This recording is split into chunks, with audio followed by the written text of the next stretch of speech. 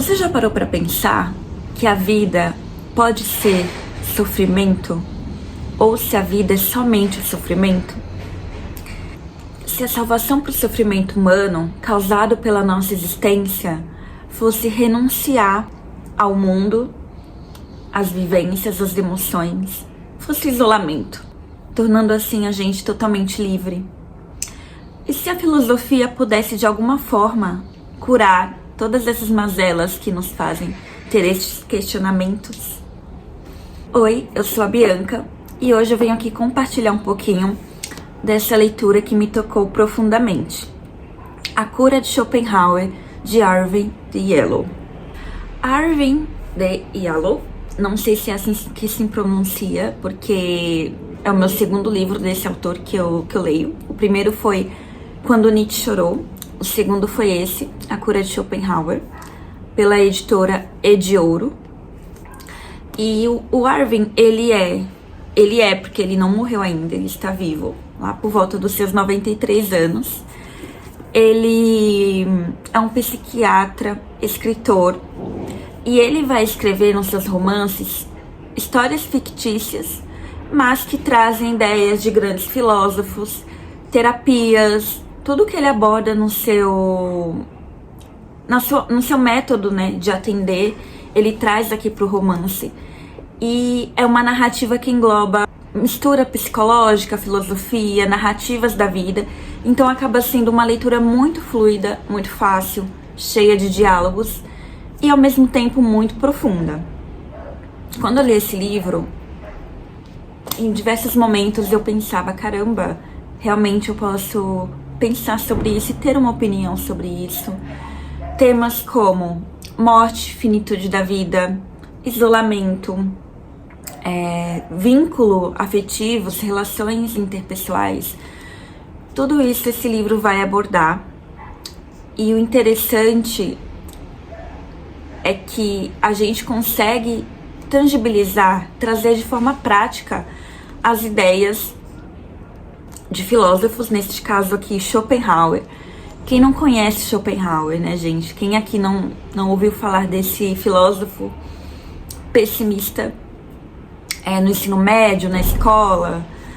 E aqui esse livro, quando eu acabei ele, a sensação que eu tive foi de que eu tive uma grande perda.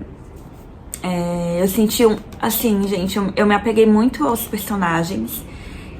E quando você termina esse livro, a sensação é de que você perde alguém.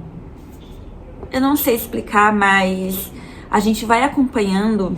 Tudo começa com Julius. Ele é um terapeuta e ele acaba descobrindo uma doença terminal. Ele acaba descobrindo um câncer de pele.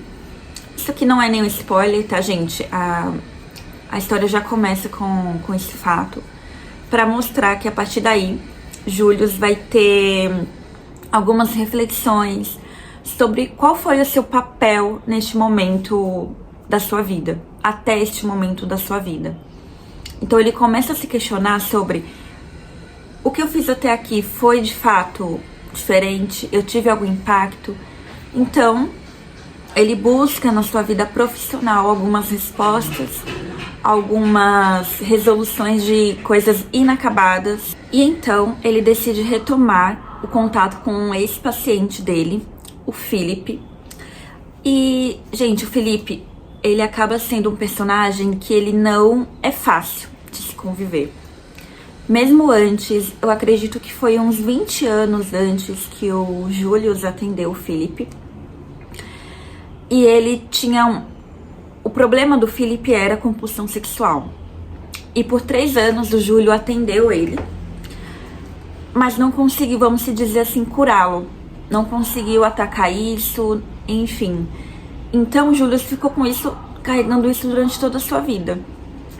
E neste momento ele decide retomar o contato com o Philip para entender, né, se realmente o que a terapia deles no passado se realmente fez efeito depois de todos esses anos. E para uma infeliz surpresa, quando Julius encontra Philip, cafezinho, ele se depara novamente com o fato de que a terapia dele não fez efeito. Com isso, Philip tá ali mostrando um pouco sobre como teve a mudança na sua vida em todos esses anos. Ele também tá virando terapeuta, ele foi um professor. E ele quer muito atender pacientes. E para isso ele precisa ter uma supervisão de algum terapeuta mais experiente, né? Para ele poder ali se adequar ao atendimento psicoterapêutico.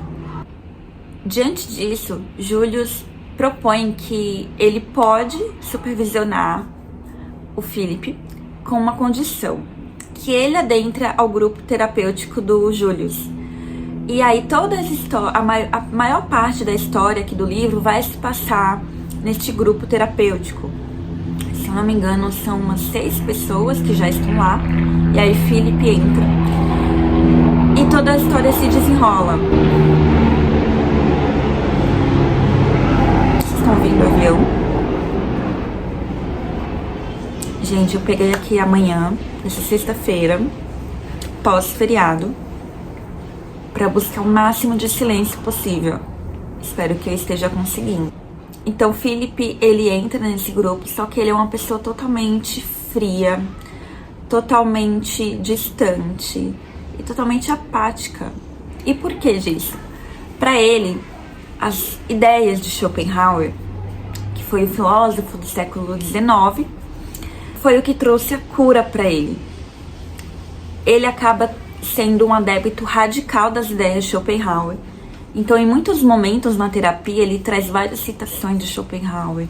E ele é um sujeito muito inteligente. Então, ele consegue ter uma memória ali da citação. Então, ele acaba citando vários, não só Schopenhauer, mas vários pensadores, filósofos durante as terapias para contribuir ali no grupo de forma, gente, decorada, assim, letra por letra, vírgula por vírgula.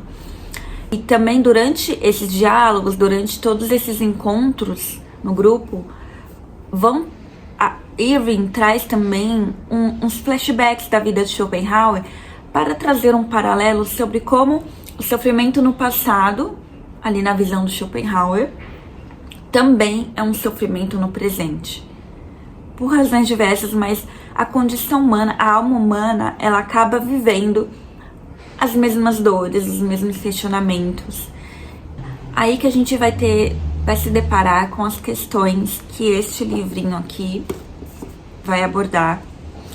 E que é aí que eu consigo dizer que foi o que me fez mais refletir. Por quê? Morte. Esse tema, gente, é um tema muito difícil, né? Quem gosta de falar da morte? Mas quando eu li esse livro, eu tive o insight, né? Isso despertou em mim algumas reflexões de como a morte pode ser uma forma da gente viver melhor o agora, né? Julius, quando ele descobre o melanoma, né, o câncer de pele, que ele tem poucos meses de vida, ele começa a se perguntar, né? Ele encara a sua própria morte como uma pergunta do legado que ele tá deixando. Ele começa a se questionar se realmente o que ele tá deixando foi algo útil para o mundo. Como essa doença vai transformar a visão de mundo que o Julius tem sobre a própria vida, sobre o seu trabalho. E não só de Julius, mas também de todo o grupo ali, quando ele comunica a condição dele, a gente vê que os membros do grupo, eles têm uma relação muito estreita entre eles. Por mais que eles se encontrem semanalmente, os encontros são semanais, e falem ali de questões da vida pessoal, porque é para ali que eles estão no grupo. E eu vou falar disso mais um pouquinho sobre a importância de um grupo. Mas eles também acabam tendo questões entre eles, né? Relações, estabelecendo ali alguns vínculos. E como eles reagem a essa notícia da morte e da doença do Julius, é interessante também como vai mudando a visão deles em relação a isso. Philip, quando ele usa as ideias de Schopenhauer de uma forma muito radical, ele vai adotar essa visão basicamente aqui para evitar o sofrimento.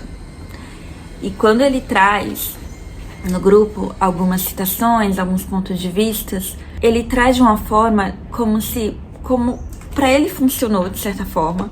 Porque eu entendo aqui que ele negligenciou muitas emoções dele, justamente para não sofrer.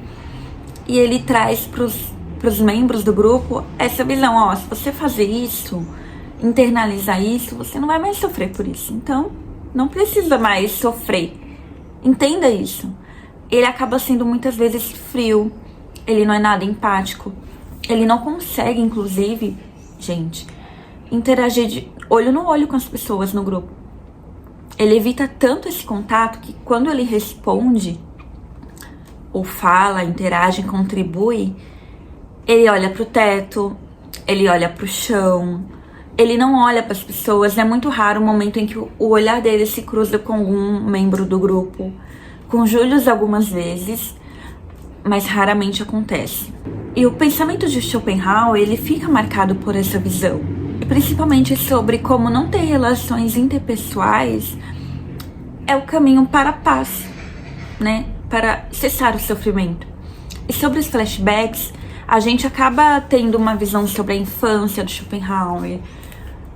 O livro é um romance fictício, mas a parte das ideias, vida e morte de Schopenhauer, isso é real, tá, gente? É realmente sobre como a pessoa de Schopenhauer viveu aqui nessa terra.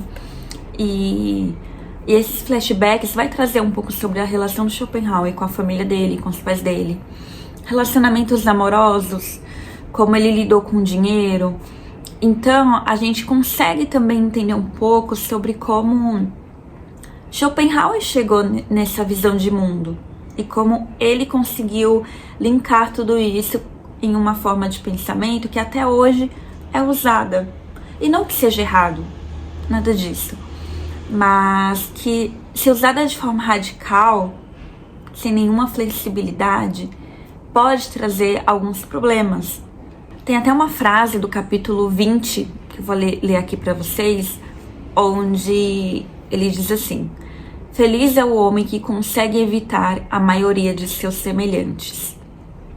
E no capítulo 21 a gente vai ter: a alegria e despreocupação da nossa juventude deve-se, em parte, ao fato de estarmos subindo a montanha da vida e não vermos a morte que nos aguarda do outro lado. Então, veja, como essa visão de mundo acaba sendo um escape e uma justificativa de a morte vai me encontrar ali de qualquer forma. Pra que eu tenho que me curar, ter relações, trocar? Não tenho. É basicamente essa ideia que permeia a vida do Philip. E é o que ele tenta trazer pro grupo, tenta mostrar pra Julius que foi isso que curou ele da compulsão sexual que ele tinha. Outro tema que a gente vê aqui presente no enredo é sobre o poder do vínculo humano. O café tá esfriando. Arvin, ele é um dos principais nomes da psicoterapia e também da terapia de grupo. O Arvin, ele é um psicólogo, né, psicoterapeuta contemporâneo, e essa técnica de terapia de grupo é muito interessante porque a gente vai ver aqui no livro que os personagens, eles entendem que eles não estão sozinhos em seus sofrimentos, que o progresso dos demais inspiram os outros. É interessante que um dos personagens, ele tem um problema de álcool, né, alcoolismo, ele é alcoólatra. E, enfim, isso acaba trazendo problemas para a família dele, para o trabalho. E ele tá tentando maturar a ideia de ir pros Alcoólicos Anônimos, né, de se tratar por lá. Além do grupo terapêutico, né, porque a gente vê ali que tem várias recomendações, né, o grupo ele não se limita em si. Isso que é interessante. E aí cada membro vai incentivando ele, né? A gente acompanha isso. Porque você não vai ser bom. Até que chega um momento que ele vai para os Alcoólicos Anônimos. E quando ele traz isso pro grupo, todo mundo vibra, todo mundo fica feliz, incentiva ele. E a gente pode ver que cada um aprende no espelho do outro formas de lidar com as questões. E que esse ambiente grupal, ele vai acabar pressionando, não de uma forma ruim, mas pressionando a fazer escolhas sobre a própria vida, sobre as suas próprias questões. Então isso é muito interessante de ver. Essa redenção ao vínculo, ao compartilhamento do sofrimento, esses testemunhos que eles têm entre si sobre as questões das próprias vidas, é o que faz que eles sintam pertencentes àquilo, gera um senso de pertencimento. Isso é muito importante para o ser humano, é o que eu vejo aqui nesse livro. Porque Philip, aos poucos, ele vai entendendo, vai tendo contato com as suas emoções, com suas reflexões, e vê que esse isolamento que ele se enfiou numa caverna a vida inteira, talvez não tenha tanto sentido, né? Talvez seguir umas ideias tão radicalmente assim não leve a lugar nenhum. E ele se dá conta de que, apesar que as ideias de Schopenhauer valorizam o distanciamento, ele vai ver que a conexão humana tem um poder de cura, mesmo que a razão mais dura consiga negar isso. E a gente vai acompanhando todo esse processo, todo esse relacionamento. E aí, gente, a gente reflete, né? Quantas vezes na nossa vida a gente se apegou a uma ideia fixa de que era aquilo, era só aquilo, total inflexibilidade, né? Muitas vezes essas ideias, ideologias, opiniões podem ser um bálsamo pra gente ou uma prisão, né? Dependendo da forma que elas são interpretadas. O quanto é importante a gente ter visões de mundo diferentes, utilizar desses pensadores. Eu costumo dizer isso sobre os livros, né? Os livros, gente, me salvaram. Né, em momentos da vida que a gente não tem uma referência, um jeito diferente de ver as coisas, é nos livros que a gente pode encontrar vários mundos, várias visões, pessoas que podem viver a mesma coisa que você. A ideia é que a gente entenda que essas ideias não estão escritas em pedras, não estão escritas em pedras. Elas são passíveis de mudança, você não precisa internalizar tudo, né? Trazer só aquilo que te faz bem, o que não faz bem pode descartar. E tem benefícios dessa ideia de Schopenhauer, né? Quando a gente pensa na humanidade, traz um senso de realidade. Ninguém tá o tempo todo feliz também, né? A vida tem, sim, em si, um quê de sofrimento.